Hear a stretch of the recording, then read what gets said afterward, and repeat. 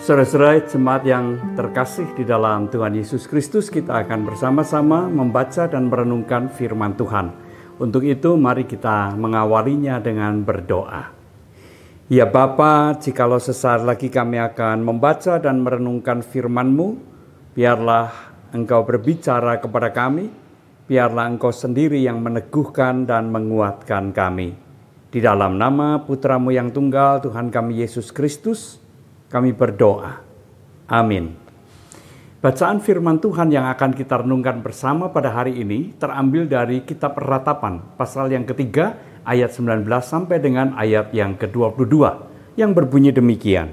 Ingatlah akan sengsaraku dan pengembaraanku, akan racun pahit dan kepahitan. Jiwaku selalu teringat akan hal itu dan tertekan dalam diriku. Tetapi inilah yang kuperhatikan, sebab itu aku berharap tak berkesudahan kasih setia Tuhan, tak habis-habisnya rahmat-Nya. Demikianlah firman Tuhan. Saudara yang terkasih di dalam Tuhan Yesus Kristus, bangsa Israel mengalami suatu periode sejarah yang sangat kelam, yaitu kehancuran bangsanya. Mereka dibuang dan mereka mengenang bahwa Yerusalem dan Bait Allah telah diruntuhkan, telah dihancurkan oleh pasukan Babil. Ini merupakan satu pukulan yang teramat berat, bukan secara fisik tetapi secara batin.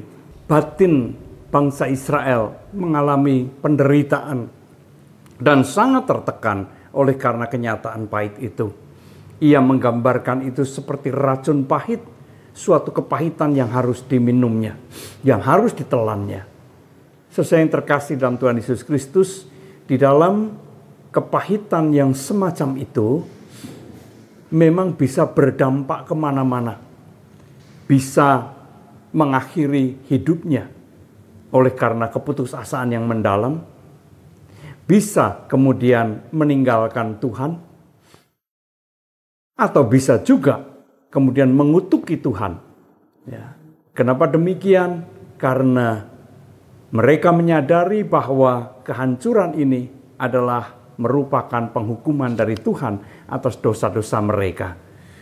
Dan dalam keadaan yang sangat menderita itu, bisa saja bangsa ini kemudian mengutuki Tuhan yang telah menyebabkan penderitaannya.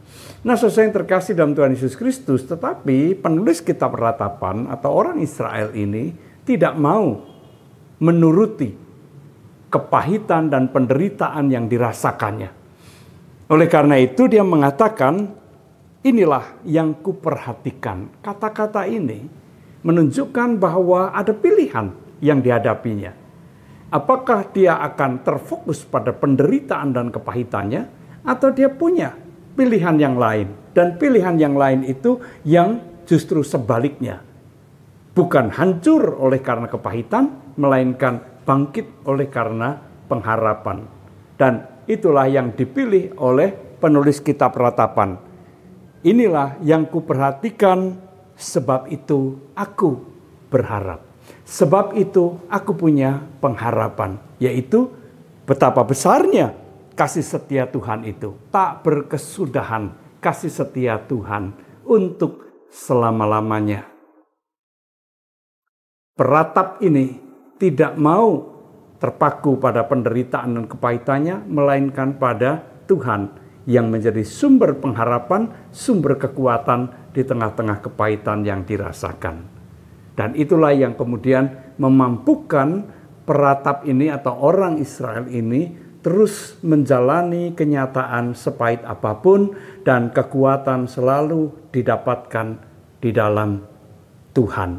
Nah, saudara yang terkasih di dalam Tuhan Yesus Kristus, barangkali saat ini kita juga di dalam kepahitan, entah apapun penyebabnya. Dan di tengah-tengah situasi semacam itu, kita pun memiliki dua pilihan yang sama. Memilih fokus pada kepahitan, pada penderitaan yang kemudian akan membawa kita pada keputusasaan, ataukah kita memilih jalan yang lain, jalan pengharapan. Dan peratap ini memberikan satu pengalaman imannya, yaitu bahwa di dalam Tuhan selalu akan ada pengharapan. Kenapa? Karena kasih setia Tuhan tidak berkesudahan. Maka marilah kita juga meletakkan fokus kita pada kasih setia Tuhan. Bahwa dalam situasi segelap apapun, kasih setia Tuhan selalu hadir di sana. Ia akan membuka jalan bagi kita untuk dapat mengatasi dan melewati setiap kepahitan dalam kehidupan kita. Maka berharaplah hanya kepadanya. Tuhan memberkati. Amin. Mari kita kembali berdoa.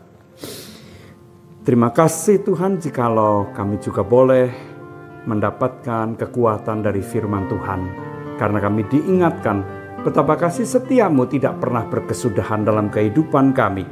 Apapun yang terjadi dalam kehidupan kami, biarlah kami selalu mengandalkan dan bersandar kepada Engkau saja.